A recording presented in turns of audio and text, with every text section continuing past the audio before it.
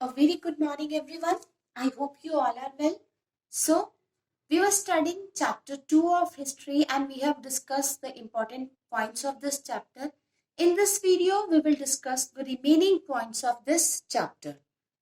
And the name of the chapter was From Trade to Territory. The company establishes power. How the company they came for the trade purpose and how with the trade purpose they became the emperor of a vast territory. So what we are going to study today, we study the company's army. Earlier you have studied about the administration system and the reforms of the Britishers. Today we will study about the company's army and also we will study the changes occurred in the 18th century. And in the last, we'll study the key points, the conclusion of this chapter. So, let's start. The company's army. Colonial rule in India brought in some new ideas of administration and reform. In the previous video, you have studied that the colonial rule, they have introduced many new ideas of administration and reform. One new idea you have studied in the previous video was justice. In 1772, a new system of justice was established, and according to this new system, each district was having two courts. One is criminal court, Fauzdari Adalat, and the second is civil court, that is Diwani Adalat.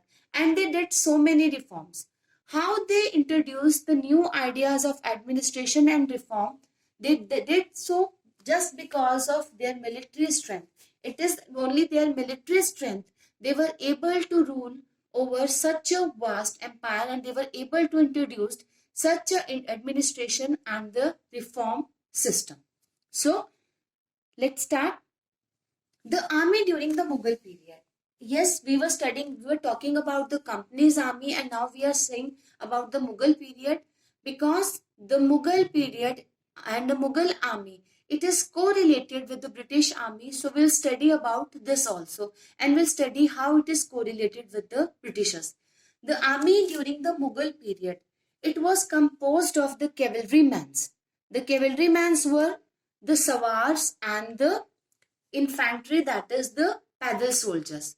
So now we are talking about the Mughal army. It was consist of Sawars, the riders and the infantry, the Padal soldiers who was in the front of the army.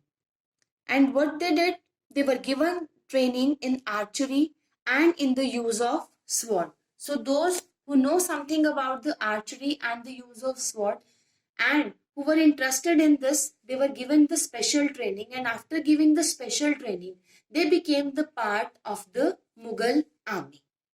But the cavalry dominated the army and the Mughal state did not feel the need to have a large professional trained infantry.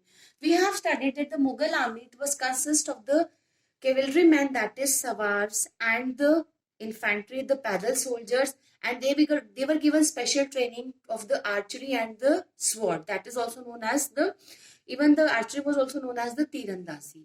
But even the infantry was also the part of military, but still it was dominated by the army was dominated by the cavalrymen. Why? Because the infantry, they were the local peasants. They were only called whenever there is a need.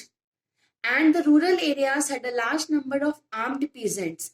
And the local zamindars, they often supplied the Mughals, the Padal soldiers, whenever the Mughal soldiers, they need that infantry or the Padal soldiers. This is because they are not the permanent part of the army and the cavalrymen, they are the permanent part of the army.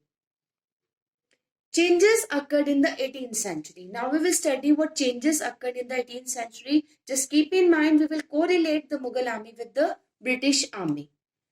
Mughal successor states like Awadh and Banaras, they started recruiting peasants into their armies and training them as a professional soldiers.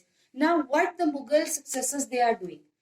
The Mughal successors of Awadh and Banaras, they were declared themselves as an independent state. So for establishing their power, now they are giving training to the as a professional soldiers to the peasants. Now they are giving the professional training to the peasant just for strengthening their power. So as we are studying this, now the East India Company, it also adopted the same method. What we have studied in the previous discussion, that the Mughal army, the Mughal independent states, they were giving the special training to the peasants, and now the peasants, they are becoming the professional soldiers. The East India Company, they also adopted the same method. What method? They also start giving training to the peasants, and now their army is known as the Sipahi army. Sipahi, it's a Hindi word. It is the means the Hindi word Sipahi. We'll call it as soldiers. Like earlier, you have studied Nawab and Nawabs. Same, it is a pronunciation Sipahi army. In Hindi, we will call it as Sipahi or the soldiers. So here you can see how the Mughal army, it is correlated with the British army. So as warfare technology changes from the 1820s, the cavalry requirements of the company's army declined. So now what happened during the 18th century, that in 1820s, the cavalry requirements is not now needed. Now it is declined. Why? Because Britishers, they were also busy in the war with the other countries. Because the British Empire was also fighting with Burma, the present day it's Myanmar, Afghanistan and Egypt, where soldiers, they were armed with muskets and matchlocks. Now the soldiers, they were using muskets and matchlock. That is why the cavalry requirement is declined. And what is this muskets and matchlock? You can see in the figure. Musket is a heavy gun which is used by the infantry soldiers, and matchlock, it is an early type of gun in which the powder was ignited by a match. So now the cavalryman is not needed, and in that muskets and matchlock comes. Now the company's army, they had to keep pace with the changing military requirements. Now the changes are there in the military. Now cavalrymen are not required. Muskets and matchlocks are required. The trained peasants are required. So now the company, they have to follow the same rules. Another change in the company army was uniform military culture. Now one change was they start giving professional training to the peasants. Then they use muskets and matchlocks. Now the other change in the company was the uniform military culture. Present day, we'll see the army, we'll see the navy, we'll see the police officer, they are in the same uniform. So this uniform military culture, it was introduced by the Britishers. Now the soldiers, they were increasingly subjected to European style training, drill and discipline. Now the soldiers, they are giving the professional training as it was based on the European style. The training was based on the European style, the drill was based on the European style, and the discipline. Now they are the trained soldiers. And also this created problem since caste and community feelings were ignored in building a force of professional soldiers. But this army, this uniform culture, it has created problem because somehow the caste and community feelings, they are ignored. Because the Britishers, they are taking their army, their soldiers as a professional soldiers. They are ignoring their caste and community. Now a question arises, could individuals so easily give up their caste and religious feelings? It is not possible for a person to give up their caste and religious feelings. One cannot give up their caste and religious feeling. Could they see themselves only as a soldiers and not as a member of community? No.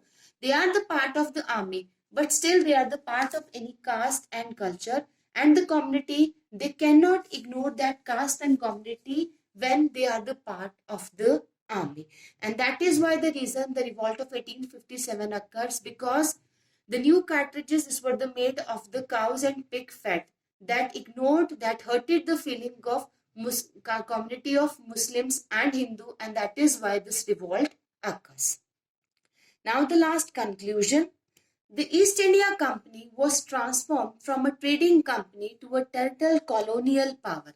Now the East India Company, we have studied in this whole chapter that earlier it was a trading company, but now at the last it became a territorial colonial power. But how it became a territorial colonial power? It is just because of the new technology they have introduced in the India. For example, journey to India. Earlier the journey to India took 6 to 8 months. But with the help of new steamship, the time period was reduced to 3 weeks. And See, the journey which takes 6 to 8 months and now it will take only 3 weeks. It is just because of this technology the company established their territorial colonial power in India. And by 1857, the company had a vast empire in India. So, with their power, the company established vast empire till 1857.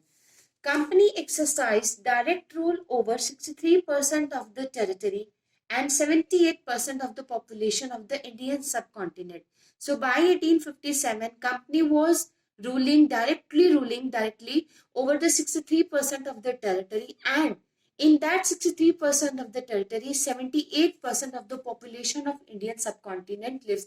That means they were ruling over the 78% of the Indian population. Thank you. I hope you understand this chapter. It was all about this from trade to territory.